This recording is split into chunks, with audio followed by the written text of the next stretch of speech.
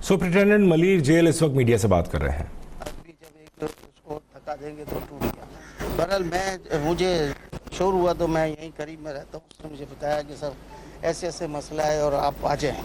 मैं यहाँ पहुँचा तो तकरीबन 2,500 से 3,000 बंदे जो थे वो यहाँ पर आ गए। तो मैंने कहा कि यार मैं इनके साथ इतनी काउंसलिंग की है, शायद मुझे देख के जो है ना ये रुक जाएंगे। हाँ तो यूँ निकल गया, क्योंकि आइज लगाते हैं उस कुंडे में, वो निकल गया। फिर यहाँ से इसको यहाँ से उन्होंने किया, यहाँ से जनाबेला वो कुंडा निकल गया और फिर आगे भी यही। तो जब वो यहाँ से एक रेवड़ भागने लगा तो ऊपर हमारे ये वाच टावर ये है, इसने जो है ना यहाँ से फायर किया। अब फायर जो किए तो फायर के बाद भी वो नहीं रुके, उन्होंने अपनी कोशिश की कि हम निकल जाए और उन्होंने कोशिश की और वो लोग निकल गए।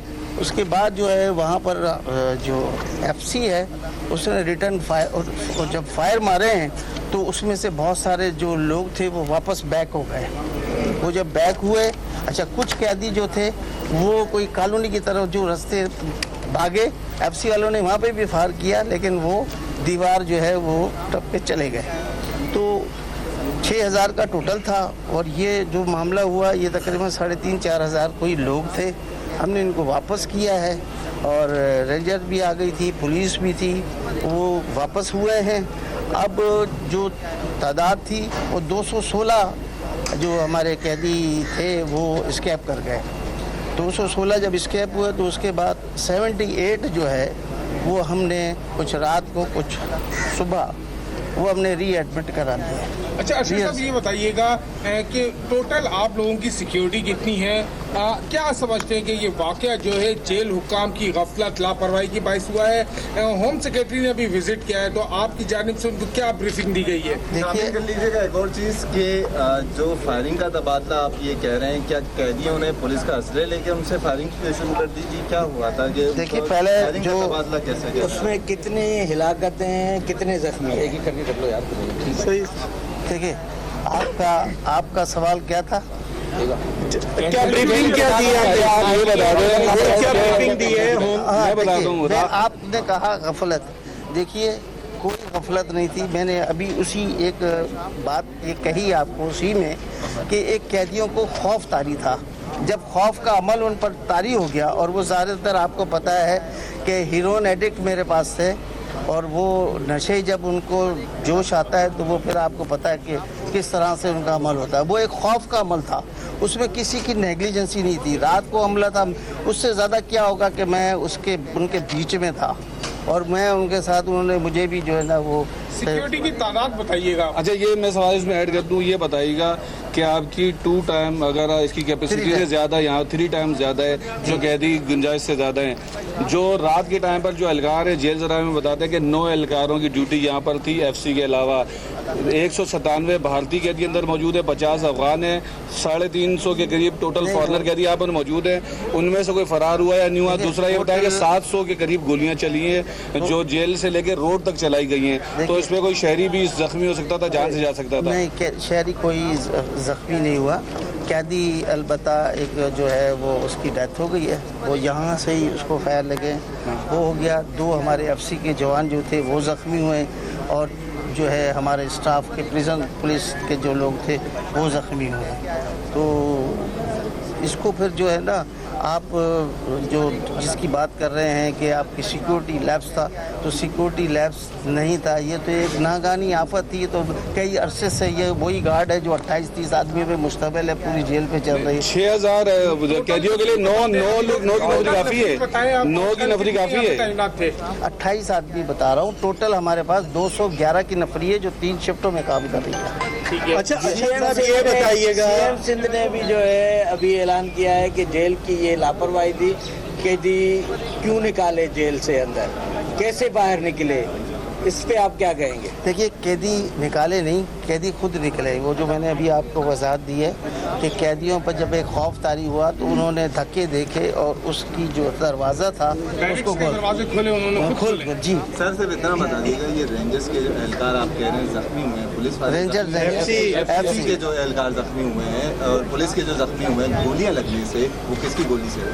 देखिए बात यह है कि जब फायरिंग हो रही थी तो फायर में उसको एक रेंजर्स वाले को लगाया, रेंजर्स वाले को? रेंजर्स को लगाया, टच हुई है गोली। हाँ। और एक उसको पैर में लगी है। हमारे वाले जो रीजन पुलिस के थे वो डंडों से और उनसे जख्मी हुए। नहीं, गोली लगी किसकी इनको? अच्छा सर ये बता दें, सर ये असला छीन के फायर किया था? नहीं, कोई असला नहीं छीना था। अच्छा सर ये बता दें आप अरशद साहब, एक सवाल का जवाब दे दें कि जेल में आपके पास क्या एंटी राइट के गैजेट्स नहीं थे? क्योंकि जब हम पहुंचे हैं तो जो एहलकार थे, जेल पुलिस की नफरी तो ज़रूर थी, वो हवाई फायरिंग करके कैदियों को रोक रही थी, लेकिन उनके पास कोई ऐसा सामान नहीं था एंटी राइट का जिसकी वजह से वो इनको अंदर रोक सकते थे। इसको मैं थोड़ा ऐड करता जाऊं कि आपके जेल में अभी तक सीसीटीवी कैमरा नहीं लगे हुए। जी, सीसीटीवी कैमरा का जो एक प्रोसेस है वो चल रहा है हमारे पास, और वो एक ह्यूज क्वांटिटी में गवर्नमेंट में प्रोसेस में है, और वो इंशाल्लाह जल्द हो जाएगा।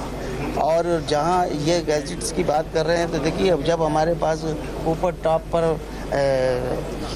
एफसी की जो जवान हैं वो हैं, और फिर बाहर वो हैं, एक ये चीज़ कोई एक्सपेक्टेशन नहीं थी कि ये चीज़ हो जाएगी।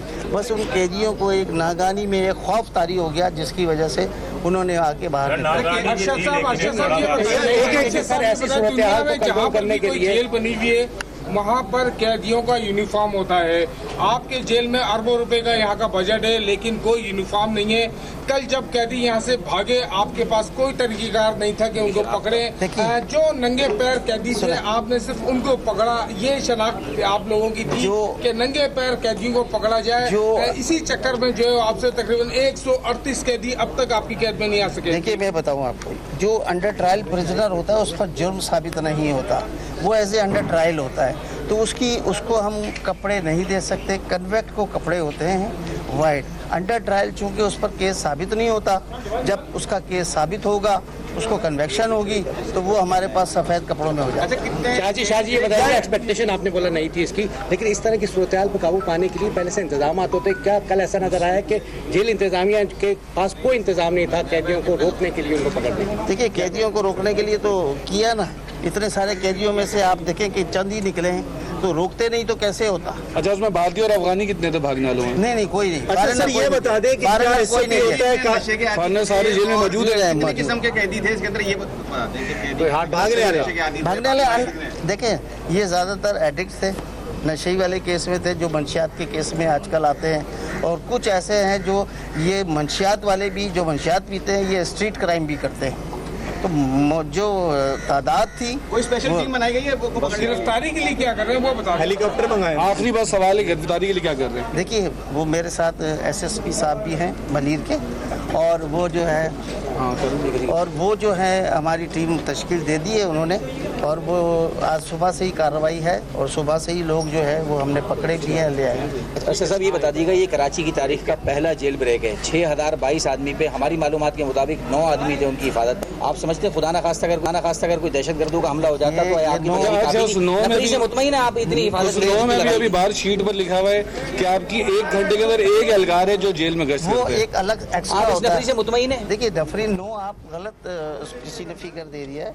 एक्चुअली टोटल 28 लोग होते हैं मुश्तमिल जगहों पर। 6000 आदमी का 28 लोग होते हैं, काफी हैं। तो जो हमारे पास जो नफरी है, दिन में ज्यादा होते हैं, शाम में दिन में तकरीबन 50 के करीब होते हैं। मुतमईन नहीं है आप इस नफरी से? मुतमईन है, मुतमईन क्यों नहीं हूँ? जितनी मेरे पास वसाइल है उससे तो मैं मुतमईन हूँ। अच्छा, टोटल नफरी कितनी है आपके पास मजबूरी तौर पर? 235 है, उसमें से जो है ना कुछ ठीक है यार, ठीक है, थैंक यू सर। एक ही सवाल चाचा, थैंक यू अरशद भाई। बस भाई, अरे नहीं है भैया। Jail superintendent Malir jail Arshad Shah इस वक्त मीडिया से गुफ्तगू कर रहे थे। उनका कहना था कि 2 कैदी फरार हुए थे, जिनमें से 78 को गिरफ्तार कर लिया गया। उनका कहना था कि जब जल्जले की लहर आई तो कैदी बौखला कर जेल से बाहर निकल आए, और एक राइड जैसी कैफियत थी रश में, वो बौखला कर बाहर निकल आए। उनको रोकने के लिए फायरिंग की गई, जिसकी जद में आकर एक कैदी हलाक हुआ और कई जख्मी हुए। एक रेंजर्स के एहलकार को भी गोली लगी थी।